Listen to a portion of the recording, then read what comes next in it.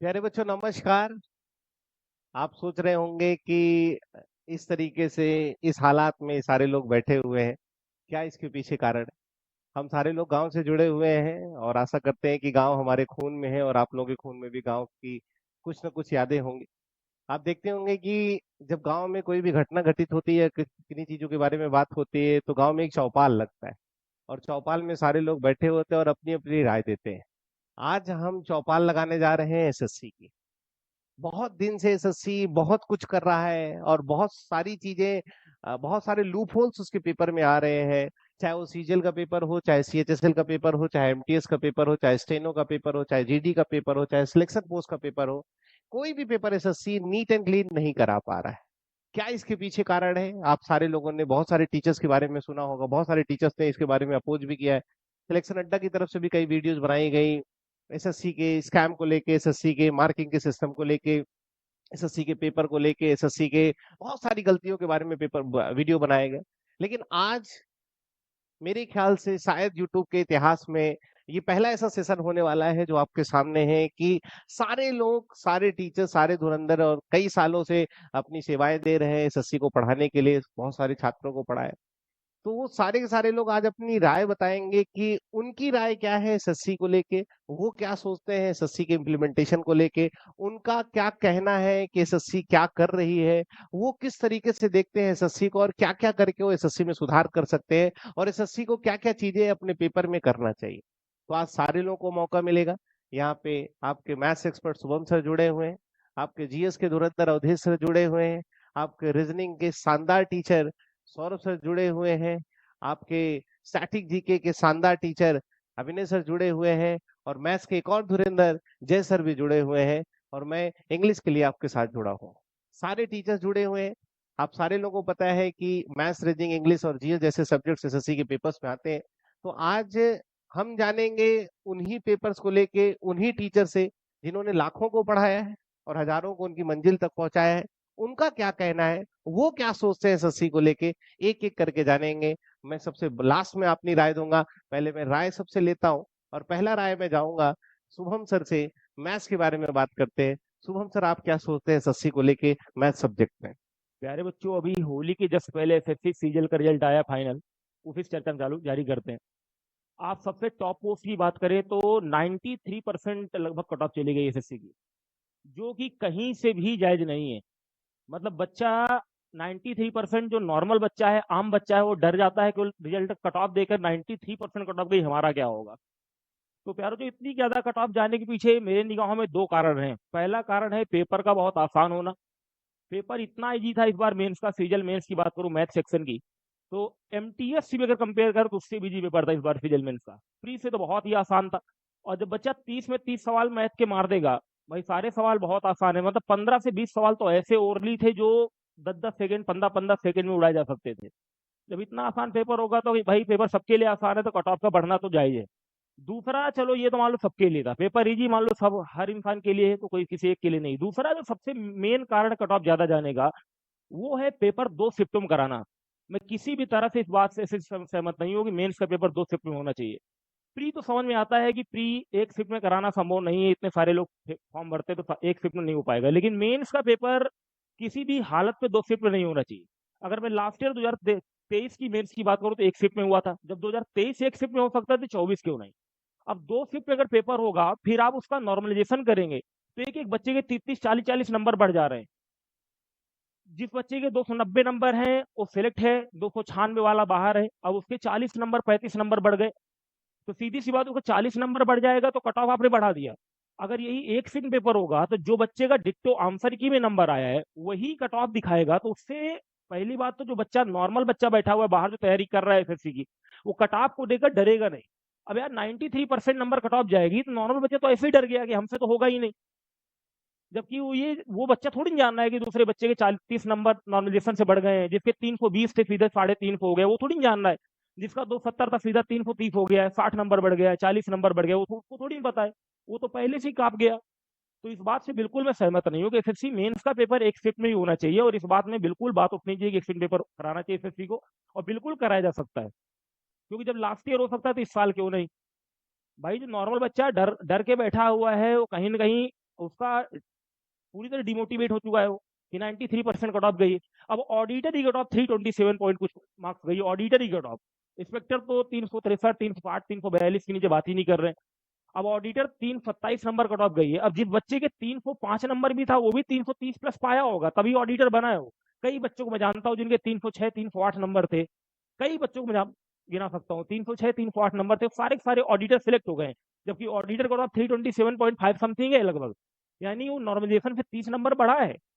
लेकिन ये बात नॉर्मल बच्चा नहीं जानता है। जो बच्चे बेचारे जो अभी पढ़ना स्टार्ट किए हैं वो तो पहले ही कांप चुके हैं, डर चुके हैं कि नहीं ऐसा नहीं होना चाहिए, इतनी कट ऑफ ज्यादा तो परेशान मत हो। पेपर आसान था खैर, वो सबके लिए था, किसी एक के लिए था। पेपर मेरे हिसाब से पेपर का लेवल मेंटेन होना चाहिए। अभी मैं बैंक की बात करूं, बैंक के मेंस में 40% में सिलेक्शन हो जाता है। तो अगर बैंक लेवल जैसा मेंस अगर एसएससी बने, अब यार एमटीएस है, जीडी है, सीएचएसएल है, सीजीएल है, उसमें कोई लेवल में आप यही डिसाइड नहीं कर पा रहे कि लेवल किसका कितना होना चाहिए। यार सीजीएल मेंस बच्चा अगर पेपर देने जाना जा रहा है तो उसका लेवल मेंटेन करो, कट ऑफ को थोड़ा डाउन करो, तो उससे क्या होगा, जो पढ़ने वाला बच्चा है वही बस उठ पाएगा, जो बहुत शानदार पढ़ाई करे वही सिलेक्ट होगा। अभी क्या हो रहा है, 15 साल से पेपर उठा के एसएससी का देख लो, कोई अपडेशन नहीं है। जो पेपर आज के 10 साल पहले एसएससी का सवाल मैथ का आ रहा था वही आज भी आ रहा है। तो बच्चा क्या है, कुछ बच्चे रट के पहुंच जा रहे हैं, उन्होंने कुछ नहीं किया, सारे सवाल लास्ट के 15 साल के रट लिए, उसी टाइप का सवाल लगा लिया, पहुंच गए पेपर देने। उनके भी तो कोई मतलब, सीजल जो अधिकारी बन रहा है और जो थोड़ा सा बाहर है, 4 सवाल जिसके कम हो गए बाहर है, उस पे ज्यादा डिफरेंस थोड़ी ना है।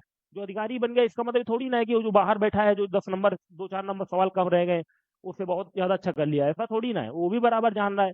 तो पेपर का जब लेवल मेंटेन होगा ना, तो केवल वही बच्चा जो अधिकारी के लायक है वही अधिकारी बनेगा, कट ऑफ डाउन होगी, पहला। और दूसरा, मैं एक ही बात बोलना चाहूंगा, जो मेंस का पेपर एक शिफ्ट में होना चाहिए, बस यही कहना चाहूंगा। अब यही दो रीजन है कट ऑफ को बढ़ने के, और कोई कारण कट ऑफ बढ़ने का नहीं है। तो इस पे थोड़ा एसएससी ध्यान दे। अब अगली राय हम जानेंगे रीजनिंग महागुरु सौरभ सर से, उनकी क्या राय है इस चौपाल में, वो बताएंगे एसएससी के बारे में, क्या उनकी क्या राय है अपनी, सौरभ। प्यारे बच्चों, गुड इवनिंग। मैं कुछ पेपर में आपको बताता हूँ कि सबसे पहला चीज, जो पिछले साल जब आपका टीयर 1 हुआ था उसमें रीजनिंग का जो पेपर था उसका लेवल जो मेंस था उससे कहीं ज्यादा ऊपर था। और चीजें मैं बताता हूँ कि एमटीएस सीजीएल से भी लो लेवल का पेपर बना था सीजीएल में। पेपर का लेवल ही कोई तय नहीं कर पा रहा कि लेवल का एग्जाम है उसके हिसाब से पेपर का लेवल कैसा होना चाहिए। दूसरी बात, मैं 30 के 30 क्वेश्चन में क्लास में करवाया था और 30 के 30 क्वेश्चन में से लगभग 23-24 क्वेश्चन ऐसे थे जो बच्चे मुंह जुबानी कर रहे थे। ये पेपर का लेवल बनाया था, मेंस पेपर का लेवल मुंह जुबानी कर ले रहे थे, पेन का यूज नहीं, डायरेक्टली पढ़ रहे हैं सेम टू सेम। दूसरा, 2 शीट में पेपर कराने का नुकसान क्या हुआ मैं वो भी बता देता हूँ आपको। सबसे पहली शीट में जब पेपर हुआ, लगभग सेम टू सेम 25 क्वेश्चन लगभग ऐसे थे जो सेम टू सेम पैटर्न का सेकंड शीट में पूछा गया था। मतलब अगर कोई एक बच्चा जो है पहली शीट का एनालाइज देख लेता या किसी दूसरे बच्चे से पूछ लेता किस तरह क्वेश्चन पूछे जा रहे हैं, तो उसका भैया सेकंड शीट में जो पेपर होता उसका अटेम्प्ट तो अपने आप बढ़ना ही बढ़ना था। अब इतना आसान पेपर बनाने की वजह से पूरा सेम टू सेम पेपर दे रहे हैं, पहली शीट का पेपर भी सेम, दूसरी शीट का पेपर सेम, बिल्कुल सेम। 2-4 क्वेश्चन की बात छोड़ दिया जाए अलग था, लेकिन बाकी सब में सेम था। अब इसका मतलब ये होता है कि जब पेपर का लेवल सेम नहीं कर पा रहे हैं, आपको बोला कि प्री का अलग कर दे रहे हैं, प्री का हाई कर दे रहे हैं, मेंस का लो कर दे रहे हैं। अब भैया जब पेपर का लो इतना आसान होगा तो भैया सिंपल सी बात है, कट ऑफ इतने ज्यादा ही जाना है। अब ये बात हो गई एसएससी की। दूसरी बात, मैं आपको एसएससी में कुछ और चीजें, पिछले साल एक एग्जाम हुआ था एग्जैक्टली शायद सीटीएसएल था, और उसमें प्री में मैं बता रहा हूँ जितने भी सिलॉक्स के क्वेश्चन थे, सिलोजिज्म के जितने भी क्वेश्चन थे, उसमें सभी स्टेटमेंट पॉजिटिव देकर कंक्लूजन नेगेटिव सही कर दिया। जबकि सारे बच्चों को, ऑल इंडिया बच्चों को पता है कि स्टेटमेंट पॉजिटिव होता है तो कंक्लूजन पॉजिटिव होता है। आंसर भी उन्होंने गलत दे रखा है भाई, और आंसर भी गलत दे रखा है। बाद में बच्चे उसको करने उम्मीद कर रहे हैं कि भाई सर पता नहीं क्या कर दिए अब की बार, आंसर तो उन्होंने ये दिया है, आप ये पढ़ाए हैं। जबकि अगला एग्जाम वही सीजीएल का जब एग्जाम हुआ तो उसमें वो चीज उन्होंने सही किया। एक एग्जाम में वो लोग अलग आंसर देते हैं, उसी सेम क्वेश्चन को दूसरे एग्जाम में अलग आंसर दे रहे हैं। तो बताइए, जब आंसर ही सही नहीं दे रहे हैं तो कैसे हम विश्वास कर ले। और नॉमिनेशन ना होने की वजह मतलब बहुत दिक्कत हो रही है इससे, इतना ज्यादा नॉमिनेशन हो जा रहा है जो भैया थोड़ा सा हल्का सा थोड़ा टफ सीट में पहुंच गया, 60-60 50-50 नंबर उसका बढ़ा दे रहे हैं भाई। दूसरे पर्सन का इतना अटेम्प्ट हुआ, उससे भी कहीं ज्यादा, मतलब कट ऑफ से ज्यादा नंबर पाने वाला पर्सन जो है वो फेल हो गया, क्योंकि उसने अटेम्प्ट उतना किया था। और जो कट ऑफ से बहुत कम अटेम्प्ट कर कर आया था उसको 30-40 नंबर एक्स्ट्रा मिल गया, वो सिलेक्ट हो जा रहा है भाई। तो भैया एसएससी को अपने अंदर बहुत सुधार करने की जरूरत है। हम सबको मिलके आवाज उठाना पड़ेगा। बिना सबके आवाज उठाए ये सुधरने वाले नहीं है। आपको भी पता है भारत देश में एक के बोलने से कुछ होता नहीं है। जब तक पूरा भारत देश जितने भी हमारे प्रतियोगिता छात्र हैं सब लोग एक साथ मिलकर आवाज नहीं उठाएंगे तब तक भैया ऐसा लेवल सुधरना नहीं है। अनएक्सपेक्टेड चीजें आ जा रही हैं, कभी कुछ पूछ ले रहे हैं, कभी जो हमेशा सही करते थे उसको आंसर में गलत कर दे रहे हैं। पेपर का लेवल पता नहीं कैसा बना रखा है इन्होंने, मतलब मेंस का लेवल वो भी सीजीएल, मतलब कहते हैं मिनी आईएएस, उसका पेपर का लेवल बताओ भैया, एमटीएस से भी लो लेवल है। एमटीएस से लो लेवल बताओ, एमटीएस से लो लेवल क्या हो सकता है भैया? हाई स्कूल एमटीएस पास वाले बच्चे को हम अधिकारी की तरह देख रहे हैं, अधिकारी वाला क्वेश्चन हम उसको दे रहे हैं बिल्कुल एमटीएस से भी लो। मतलब समझ जाओ पेपर की स्थिति बहुत ज्यादा खराब है। पेपर पहला चीज तो दो दो शिफ्ट में होना ही नहीं चाहिए था। मेंस का पेपर एक ही शिफ्ट में होना चाहिए था। बहुत सारे बच्चे मुझे बताए थे कि सर हमने पहले शिफ्ट का एनालाइज किया था, एनालाइज करने की वजह से हमारा बहुत हेल्प मिल गया था। लेवल लगभग उन्होंने सेम रखा था और उसमें से दो चार क्वेश्चन की बात छोड़ दी जाए तो सारा क्वेश्चन लगभग सेम टू सेम था, डिक्टो सेम क्वेश्चन था। बस वैल्यू कई स्कीम चेंज कर दिए, रूल हमेशा सेम। उसमें पिछले वाले क्वेश्चन में भैया प्लस हो रहा है तो अगले शिफ्ट पेपर है उसमें भी प्लस ही कर दिए हैं। उसमें माइनस कर रहे हैं तो अगले शिफ्ट पेपर है उसमें भी क्या कर रहे हैं? माइनस कर रहे हैं। मतलब बस वैल्यू चेंज कर दिया, पैटर्न ना चेंज किया, पूरा क्वेश्चन सेम कर दिया। आप बताइए, ये हाल है। तो भैया एसएससी को बहुत सुधार करने की जरूरत है।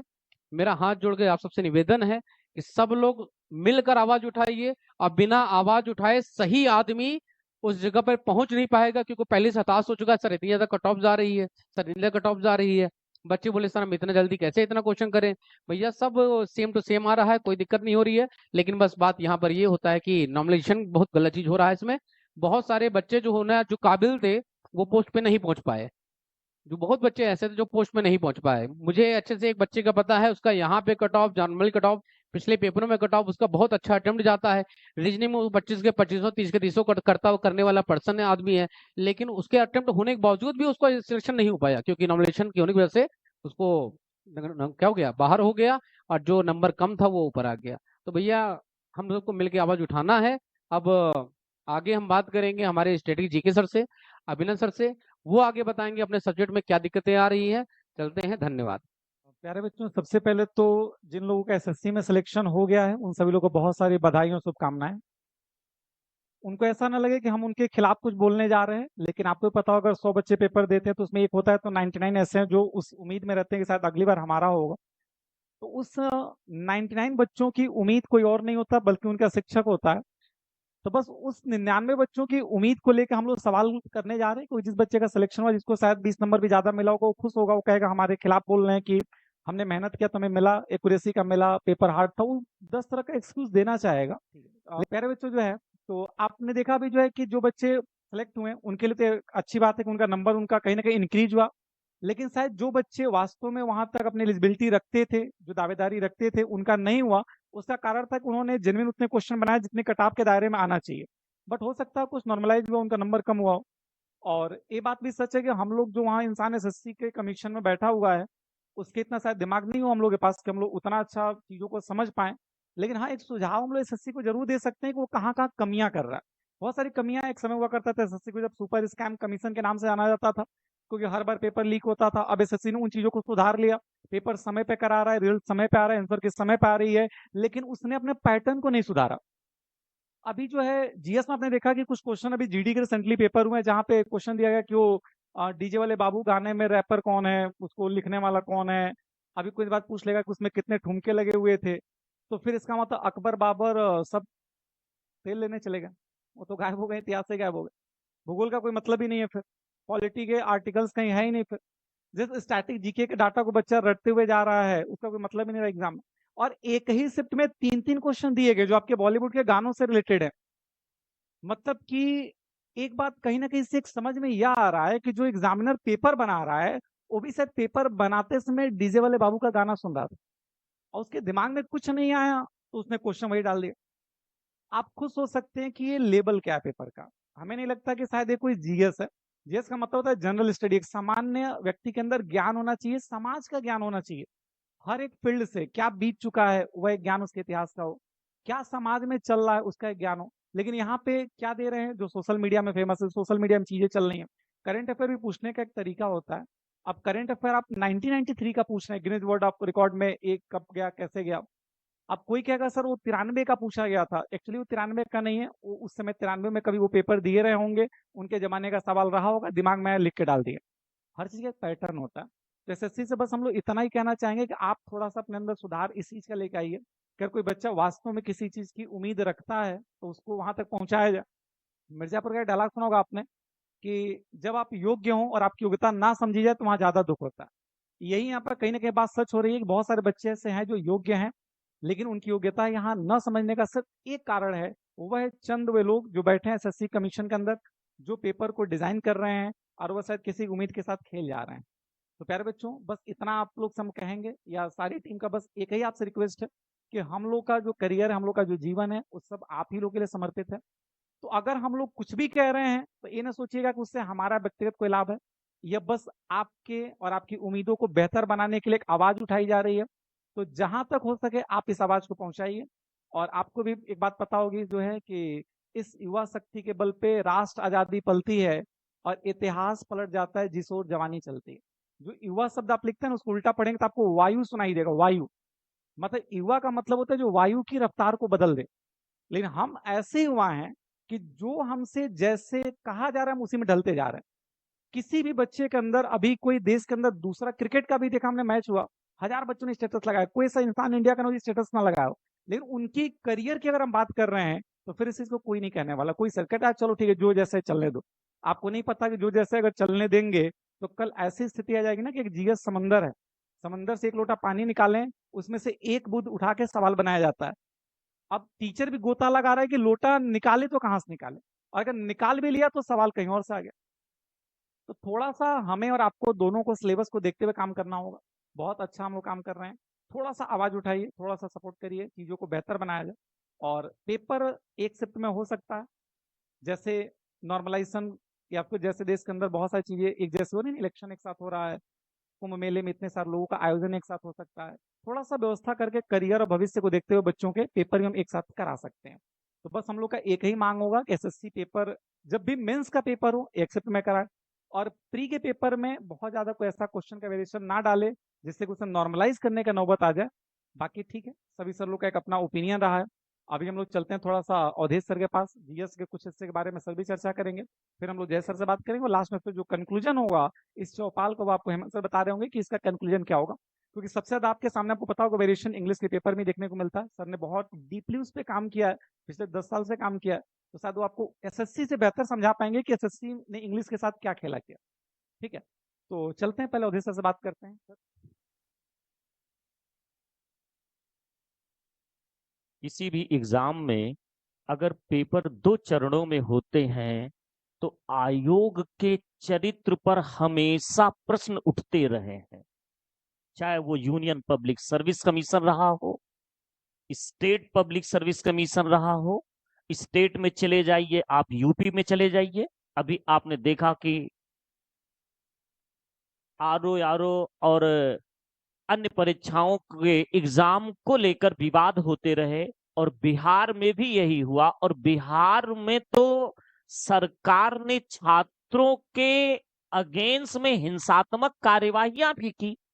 इसका कारण यह है कि जब भी पेपर होगा, पेपर में क्वेश्चन को समानता नहीं बन पाएगी। अगर बात करें एसएससी एग्जाम में जो मेंस का पेपर हुआ, तो उसमें 2 केस पूछे गए हैं। एक केस पूछा गया है गोलकनाथ बनाम पंजाब राज्य 1967 से रिलेटेड है, जो काफी चर्चित क्वेश्चन है।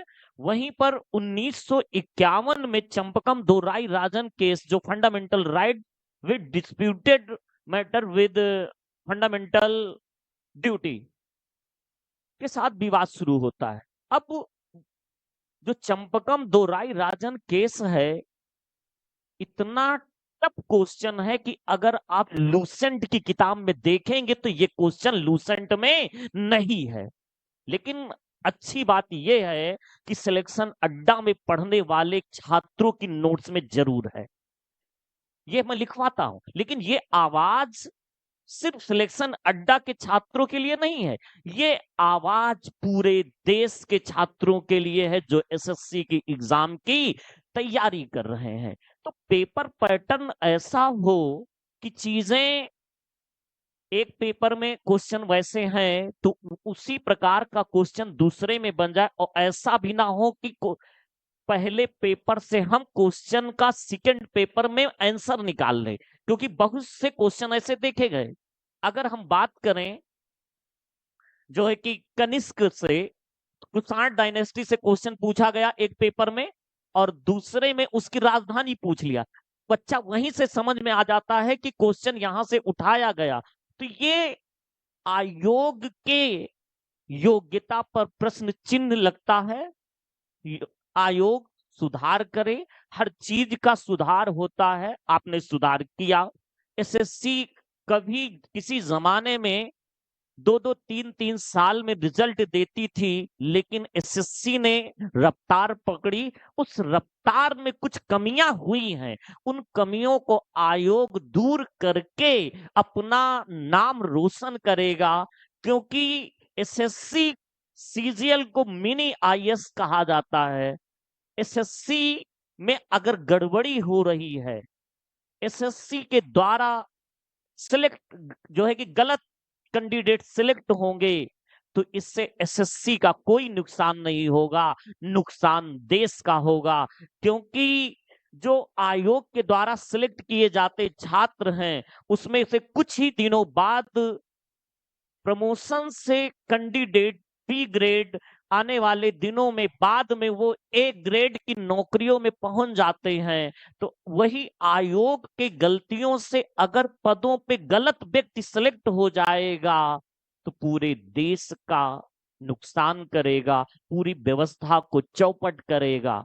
ये हमारा आयोग से रिक्वेस्ट है, ये सुधार करे, क्योंकि यह उनके भविष्य और उनके चरित्र पे प्रश्न चिन्ह है। और जब किसी व्यक्ति के चरित्र पर प्रश्न चिन्ह लगता है, और चिन्ह तभी लगता है जब उसके द्वारा कुछ ना कुछ कमियां होती हैं, उसके द्वारा कुछ ना कुछ गलतियां की जाती हैं। बगैर गलतियों के तो प्रश्न चिन्ह लगता ही नहीं है, क्योंकि कोई ना कोई वजह तो होगी ही जो आपके ऊपर उंगलियां उठाई जा रही हैं। अगर उंगलियां उठाई जा रही हैं तो आप उसमें सुधार करें। बहुत बहुत धन्यवाद।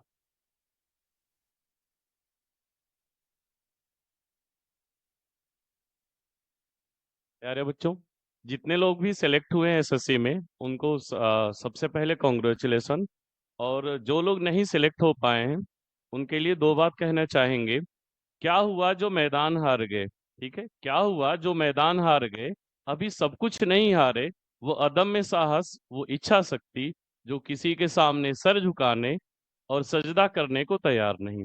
तो अगर आपका एग्जाम निकला है तो आपको बहुत बहुत बधाई। जिसके एग्जाम नहीं निकले हैं वो फिर से तैयारी में लग जाए, और अगला जो एग्जाम होगा उसको आप क्रैक करने की पूरी कोशिश करिएगा। बात हो रही थी एसएससी की, तो एसएससी में बहुत सारी कमियां पहले से भी रही हैं और अभी भी रही हैं, बहुत सारे सुधार भी हुए हैं।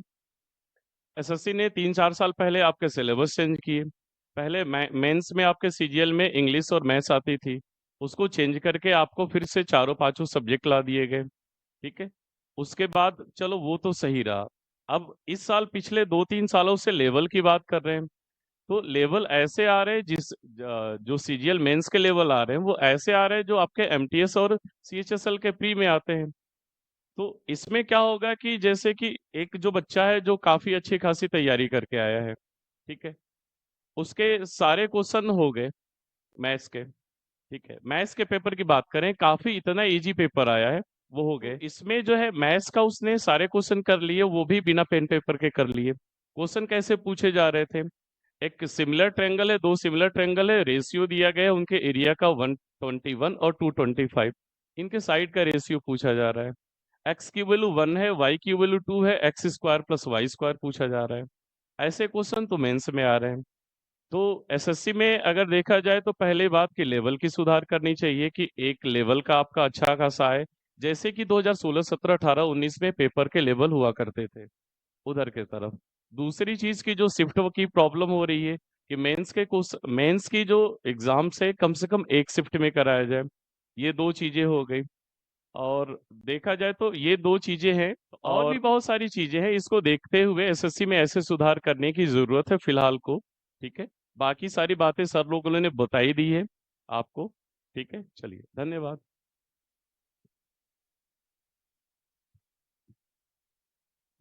तो सर फाइनल जो कंक्लूजन है आपका अभी जो है वो क्या है ओवरऑल एक एसएससी को लेके, ये आप लास्ट में कंक्लूजन जो है बच्चों तक पहुंचाइए।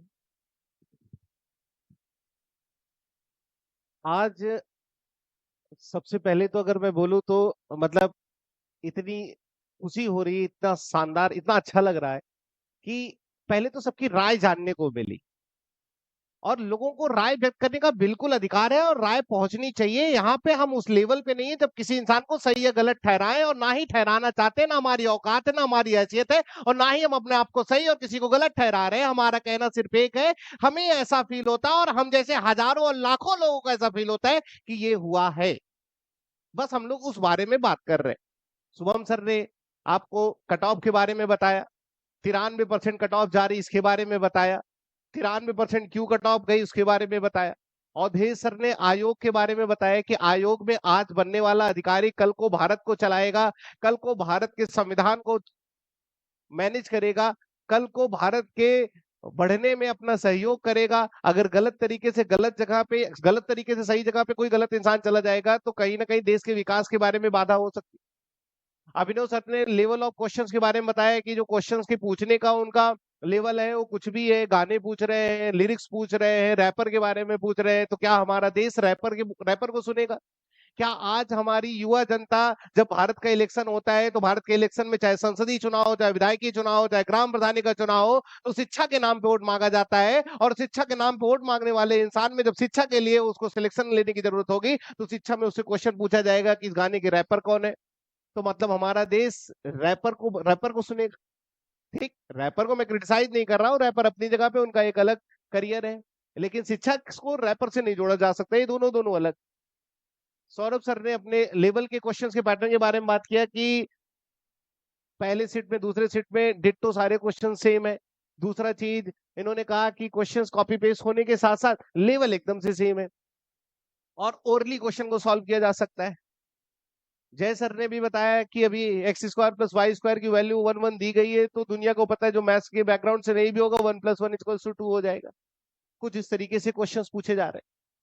तो सारे लोगों ने अपनी राय दी। अगर मैं अपने इंडिविजुअल राय के बारे में बात करूं तो पहले तो आप कोई भी रूल लाई, जैसे जैसे आपने देखा होगा क्रिकेट में एक डकवर्थ-लुईस नियम होता है, और उस नियम को मेरे ख्याल से, जहां तक मेरी नॉलेज है, शायद मैं गलत हूं, शायद ही कोई इंसान जानता होगा उसके बारे में। जो लोग करते हैं वही जानते हैं कि कौन कितने रन से जीत गया, कौन कितने रन से हार गया, ये वही लोग जानते हैं। जो करता है वो जानता है, बाकी जिसके साथ हो रहा है वो नहीं जानता है।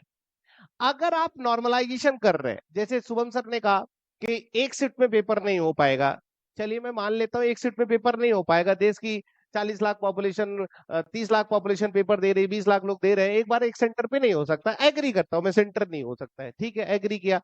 लेकिन जब आपने पेपर को इवैल्यूएट करने की कोशिश किया तो इवैल्यूएशन के दौरान आपने एक नॉर्मलाइज स्कोर किया। तो मेरे भाई नॉर्मलाइज स्कोर आप कर रहे हैं, आप करिए, हमें उसका कोई दिक्कत नहीं है। लेकिन इस नॉर्मलाइजेशन का जो इक्वेशन आप लगाते हैं, जो आपका समीकरण होता है, जिससे आप किसी नंबर को ऐड करते हैं, जिससे आप किसी नंबर को घटाते हैं, वो इक्वेशन सबको पता होना चाहिए। हमको भी पता होना चाहिए, स्टूडेंट को भी पता होना चाहिए कि अगर 2 क्वेश्चन इनके सही है, 3 क्वेश्चन उनके गलत है, तो मतलब ये जोड़ घटा के तुम्हारे 1 नंबर बढ़ेंगे, बढ़ सकते नहीं है, बढ़ेंगे। ये इक्वेशन सबको पता होना चाहिए, और यही इक्वेशन मुझे नहीं लगता है भारत के किसी बच्चे को या भारत के किसी टीचर को पता होगा। कोई बच्चा उतना ही क्वेश्चन करके आता है, उसका 20 नंबर बढ़ जाता है। कोई बच्चा उतना ही क्वेश्चन करके आता है, उसका उतना ही नंबर रहता है। कोई बच्चा उतना ही क्वेश्चन करके आता है, उसका -20 नंबर हो जाता है। कोई बच्चे का 40 बढ़ रहा है, किसी का कुछ नहीं बढ़ रहा है, किसी का 20 नंबर माइनस जा रहा है। ये समीकरण आप प्लीज समझा दिया करें, ये समीकरण सबको बता दीजिए। एकदम से ये आपको बताने का अधिकार है, और ये सबको जानने का अधिकार है कि आप किस तरीके से क्वेश्चंस को मेंटेन करते हैं, किस तरीके से आप क्वेश्चंस को बनाते हैं, किस तरीके से आप नंबर इवैल्यूएट करते हैं, ये किसी को नहीं पता होता। मैं एक नया मुद्दा उठा रहा हूं।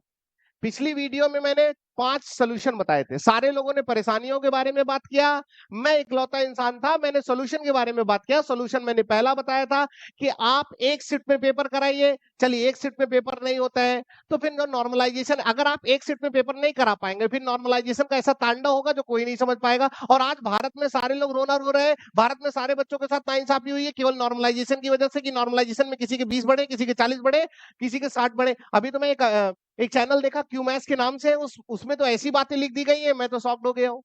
मैंने तीसरी भी बात बोला था कि भाई रिपीटर को आप बंद करिए। 2017 तक का रिपीटर बैठा हुआ है 2025 तक के पेपर में। 8 साल से लगातार वो पेपर देते आ रहा है। क्यों 8 साल से लगातार पेपर दे रहा है? क्योंकि उसको मेहनत नहीं करना है 4x4 के कमरे में बैठ के। उसको पता है कि अगर 1 महीने तक वो एक कमरे में बैठ जाएगा तो एक नॉर्मल बच्चे से ज्यादा नंबर लेकर आएगा, क्योंकि उसको चेंजेस नहीं मिल रहे, सारी चीजें वैसी ही मिल रही। 2017, 18, 19, 20, 21, 22, 23, 24, 25 सारी चीजें एक जैसी मिल रही है, तो उसको ज्यादा मेहनत करने की जरूरत नहीं है। 2018 बैठा हुआ है। आप देखेंगे क्यूमैस वालों ने बताया कि 33% लोग सिलेक्ट हुए हैं, वो बच्चे जो ऑलरेडी एसएससी के किसी पोस्ट में सिलेक्टेड थे। 18,000 पोस्ट में 33% निकालेंगे, मेरे ख्याल से 6,000 तो ऐसे ही निकल गया मेरे भाई। 6,000 पोस्ट तो ऐसी बर्बाद हो गई है, केवल 12,000 पोस्ट बची हुई है। ये कहां तक यार, ये तो पूरी तरीके से नाइंसाफी है। अगर अगर ये डेटा सही है तो 6,000 लोग फिर से वही नौकरी ले रहे हैं जो नौकरी वो पा चुके हैं, तो जाहिर सी बात है वो नौकरी छोड़ेंगे, पोस्ट खराब होगी, सीट खराब जाएगी। मतलब जो डिजर्विंग कैंडिडेट था, जिसको सिलेक्शन ले लेना चाहिए था, जिसको नौकरी मिल जानी चाहिए थी, जिसके जीवन में खुशियां आ जानी चाहिए थी, वो बेचारा इसलिए नहीं पाया क्योंकि हीरो बनने के चक्कर में किसी इंसान ने, 2020 वाले ने भी फॉर्म डाल दिया था।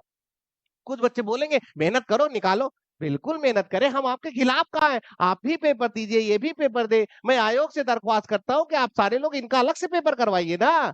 आप हमको 18,000 वैकेंसी देते हैं, आप हमें 18,000 वैकेंसी मत दीजिए, आप हमें 10,000 वैकेंसी दे दीजिए। 8,000 आप उनको दे दीजिए और उनसे कह दीजिए जाइए भैया 8,000 वो लोग पेपर दीजिए जो ऑलरेडी एसएससी के किसी पोस्ट में सिलेक्टेड है। 8,000 लोग लड़ते रहिए, 8,000 लोग पेपर दीजिए, उसमें से अच्छा, अच्छे में अच्छा, अच्छे में बहुत अच्छा, बहुत अच्छे में बहुत अच्छा मिलता रहेगा। यहाँ पे अच्छा बुरा खराब सब एक साथ बैठ जाते हैं। तो इसमें कहते ना कि गेहूं के साथ घुन पिसा जाता है, बेचारे बहुत सारे बच्चे गेहूं के साथ घुन पिसा जा रहे हैं। अगर मैं फिर से बताता हूं और मैं दावे के साथ कहता हूं अपने अनुभव पे, अगर एक साथ भारत में एग्जाम हो रहा है एसएससी का, अगर नॉर्मल पेपर बन रहा है और एक जैसे लोग बैठ रहे हैं, तो 93% कभी कट ऑफ नहीं जा सकती है। कभी असंभव है 93% कट ऑफ चली जाए। ये आप गलत कर रहे हैं। साथ ही साथ टीचर्स बैठ रहे हैं, साथ ही साथ वीएच कैंडिडेट के साथ ऐसे स्क्राइबर को बैठाया जा रहा है जो स्क्राइबर बहुत तेज है, बहुत तेज है। वीएच कैंडिडेट के साथ आप ऐसे स्क्राइबर मत बैठाइए, उनके बारे में भी आपको सोचना चाहिए। थोड़ा सा आप देखिए पेपर के लेवल के बारे में सारे सर लोगों ने बता दिया, पेपर का लेवल बहुत अच्छा नहीं है। मेंस लेवल का पेपर नहीं आ रहा है, आप मेंस लेवल का पेपर बनाइए। ऐसे बैंक पेपर बनाता है सर, एसएससी भी वैसा पेपर बनाना चाहिए। टीसीएस पेपर कराता है एसएससी का, बैंक का भी तो टीसीएस ही कराता है यार। उसके पेपर में इतना ज्यादा डिफरेंसेज होता है, आपके पेपर में डिफरेंसेज क्यों नहीं होता है? जाहिर सी बात है, आपने 20 साल पहले पेपर सेट कर रखा है, वही आप सर्कुलेट कर रहे हैं, या तो आपके यहाँ पेपर सेटर नहीं है। अगर आपके पास पेपर सेटर नहीं है तो भारत के इतने शानदार शानदार शिक्षक है, आप उनको बुला लीजिए, वो पेपर बनाने के लिए तैयार है। बहुत शिक्षक शानदार है यार, हम लोग तो बड़े छोटे से टीचर है। भारत के बहुत सारे शानदार शिक्षक है जो ऐसा पेपर बना देंगे कि हाँ, कोई बच्चा ये नहीं कह सकता कि पेपर बहुत टफ था, पेपर बहुत आसान था। उनका यही कहना होगा कि 1 साल तक सर झुका के जिसने इस कमरे में, बंद कमरे में मेहनत किया होगा, वो निकाल ले जाएगा। ऐसा मत बनाइए जहां पे तैयारी करने वाले और ना तैयारी करने वाले एक समय के बाद आके सेम मिल जाए। आपके साथ दिक्कत यही है। 2019, 20, 21, 22, 23, 24, 25 कुछ भी उठाओ, तैयारी करने वाला ना तैयारी करने वाला 1-2 महीने के डिफरेंस में आके मिल जाता है। तो पेपर के लेवल के बारे में सारे सर लोगों ने बात किया, मैं उसके बारे में बात करके वक्त जाया नहीं करूंगा। मैं ये कहूंगा अगर आप नॉर्मलाइजेशन नहीं, आप बंद कर सकते हैं नॉर्मलाइजेशन तो बंद कर दीजिए। एक शिफ्ट में पेपर करा सकते हैं तो एक शिफ्ट में करा दीजिए। अगर आपको ये दोनों से नहीं हो रहा है तो आप हमें बताइए कि कैसे आप नॉर्मलाइजेशन करते हैं। आप हमें बस बता दीजिए नॉर्मलाइजेशन करने का आपका पैटर्न क्या होता है, कैसे आप गुणा करते हैं, कैसे आप जोड़ते हैं, कैसे सेम कैंडिडेट कम नंबर पाता है, कैसे उतना ही नंबर पाके कोई बच्चा सिलेक्ट होता है। इसके बारे में सबको बताइए, सबको बताइए, और भारत के हर बच्चे को जानने का अधिकार है।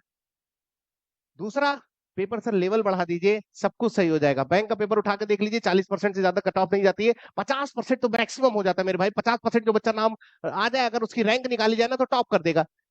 अगर उसकी रैंक निकाले तो टॉप कर देगा। ऐसे सिलेक्शन होता है, 50% में सिलेक्शन हो जाता है। यहाँ 90% नंबर पाने वाला बच्चा अपनी मनपसंद चीजों को नहीं पा रहा है। मतलब आप कहना क्या चाहते हैं? कुछ टीचर्स कह रहे हैं कि बच्चों का लेवल बहुत बढ़ गया, क्लासेस बहुत शानदार मिल रही हैं। अच्छा, इससे पहले बच्चों का लेवल नहीं बढ़ा था, इससे पहले टीचर्स उनको नहीं पढ़ाते थे, इससे पहले उनको क्लासेस नहीं मिली है, इससे पहले भारत का प्रतिनिधित्व करने के लिए आईएएस अधिकारी नहीं बने, इससे पहले पीसीएस अधिकारी नहीं बने, इससे पहले इनकम टैक्स नहीं बने, इससे पहले एक्साइज इंस्पेक्टर नहीं बने, सब कुछ हुआ है सर, आज नया नहीं हो रहा है। तो ये बात कहना बिल्कुल गलत होगा कि आज लेवल इसलिए बढ़ गया है क्योंकि उनको बहुत अच्छे कंटेंट मिल रहे हैं, बहुत अच्छा पढ़ाया जा रहा है, बहुत अच्छे पीडीएफ दिए जा रहे हैं, बहुत अच्छी क्लासेस मिल रही है, ऐसा कहना बिल्कुल गलत है। भारत में जब से एसएससी आया होगा कोई पोस्ट खाली नहीं रही होगी, हर एक बार में हर एक समय कोई ना कोई कैंडिडेट जो डिजर्विंग रहा होगा वो सिलेक्ट हुआ होगा। तो आप अपनी गलतियों को ये कह के नहीं छुपाया जा सकता है कि अच्छा सबको मिल रहा है, अच्छा बराबर पहले मिल रहा था, गुरुकुल का सिस्टम था यार हमारे यहाँ, आज हम लोग ट्रिप्लेन को चलाते हैं, आज हम लोग प्लेन को उड़ाते हैं हवा में, पता नहीं रावण कब आया था, रावण उड़ा के प्लेन लेकर चला गया था, है ना। आज हम लोग लगाते हैं किसी पे निशाना और लगाने के लिए हम लेंसेज का इस्तेमाल करते हैं। सर पहले तो शब्दवेड़ी बाण मारा जाया करता था, तो ऐसा कुछ नहीं है, सब कुछ पहले भी था, आज भी वैसे है, भविष्य में वैसे भी होता रहेगा। हाँ, किसी भी चीज को पाने का जो फ्लेक्सिबिलिटी का माध्यम होता है वो बढ़ गया है, ये मैं एग्री करता हूँ। आप प्लीज, आज सारे टीचर्स ने अपनी राय दिया है, बहुत अच्छा लगा, और मुझे लगता है कि सारे बच्चे इन सब चीजों का पुरजोर समर्थन करेंगे। कुछ लोग होंगे शायद अभी एलिजिबल नहीं है, वो कहेंगे नहीं अभी हम नहीं होंगे। मेरे भाई की बगल घर में अगर आग लगी है तो तुम्हारे भी घर में आग की लपटें आएंगे, इसीलिए बिल्कुल सोचते हुए इसके बारे में बात करिए। बाकी मैं फिर से बोलता हूँ, एसएससी जैसा शानदार ऑर्गेनाइजेशन पूरे भारत में नहीं है। एसएससी बहुत शानदार है, बहुत जबरदस्त है, एसएससी से फास्ट इस समय कोई नहीं, यहाँ तक कि बैंक को एसएससी ने पीछे कर दिया है भाई। एसएससी तो आज पेपर कराती है, शाम तक घर पहुंचते पहुंचते आंसर शीट दे देती है, कहती है आंसर चेक कर लो सब कुछ सही हो जाएगा। तो एसएससी तो बहुत तेज है, बहुत तेज मतलब बहुत तेज है। अगर मैं 4 साल पहले की बात करूं एसएससी बहुत लेजी था, लेकिन आज इतना तेज हो गया सर, बहुत शानदार है एसएससी। बस थोड़ा सा क्वेश्चन के लेवल को देख लीजिए, थोड़ा सा नॉर्मलाइजेशन के पैटर्न को देख लीजिए, और थोड़ा सा ये रिपीटर्स के बारे में सोच लीजिए। अगर इन तीनों मुद्दों के बारे में आप सोच लेंगे, मुझे लगता है इस भारत का जो सबसे शानदार आयोग होगा वो होगा कर्मचारी चयन आयोग। इससे बेहतर आयोग इस भारत में नहीं है।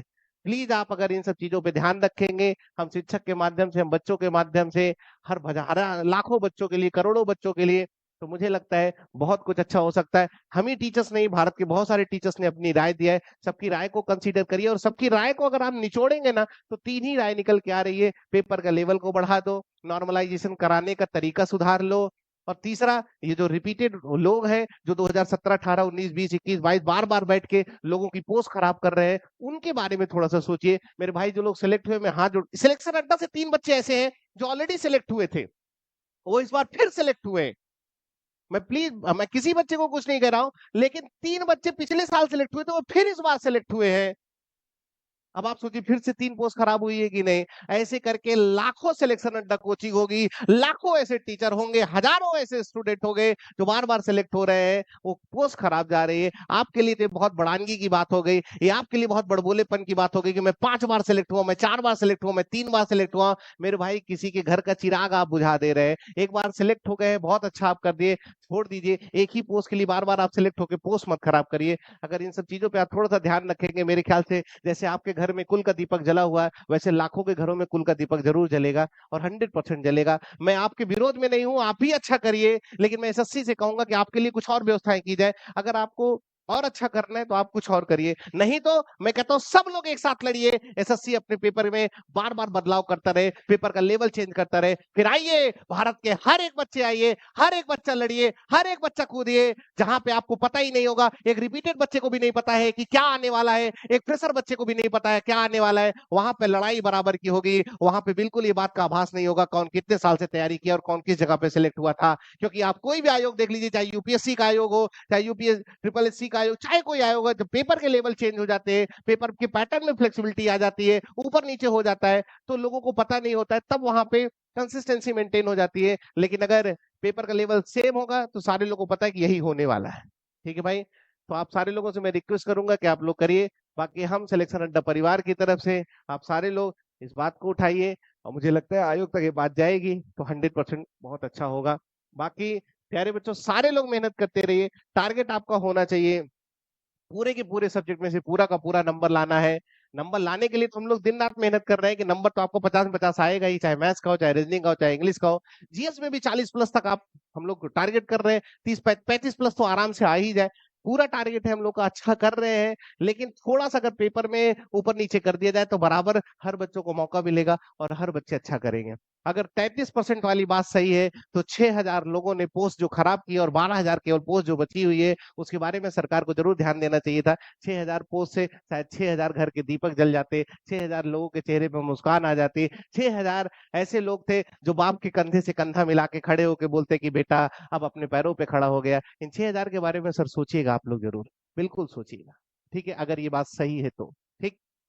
फिलहाल सर आप सारे लोग के सहयोग से ये एक चौपाल था। हाँ, इस तरीके का चौपाल था और इस समय रात के बज रहे हैं 9। ठीक है, 9 से 10 लगभग बज रहा होगा, 10 और ऐसा हुआ कि हम लोग को अपनी राय व्यक्त करनी चाहिए। हम लोग व्यक्त करने के लिए आपके सामने आ गए। कुछ हम लोग की बातों में कमी रही होगी, कुछ कमियां भी रही होंगी, कुछ गलत भी बोला होगा, कुछ बोला होगा, लेकिन मेरे भाई कुछ तो बात ऐसा होगा जो सही बोला होगा। वो सही बातों को पकड़ के रखिएगा, गलत बातों को इग्नोर कर दीजिएगा। अगर वो सही बात भी करेंगे, अगर उस सही बात से एक भी इंसान के जीवन में कुछ बदलाव आएगा तो हमें लगता है कि हम लोग का इस मुद्दे को उठाना, इस मुद्दे पे बात करना और इस तरीके से चौपालबाजी करना शायद एक नए कदम की तरफ आपको लेकर जाएगा। ठीक है, तो मैं सारे सिलेक्शन अड्डा परिवार की तरफ से आप सारे लोग को नमस्कार करता हूँ। खूब मेहनत करते रहिए, माँ बाप का आशीर्वाद आपको जीवन भर बना रहे, हम टीचर का सहयोग हमेशा जीवन भर आपके साथ रहा। मेहनत करके हर मंजिल को पाएंगे जिस मंजिल की तलाश में आप अपने घर से निकले हुए। बहुत बहुत धन्यवाद, ऐसे ही आप बने रहिए। Thank you.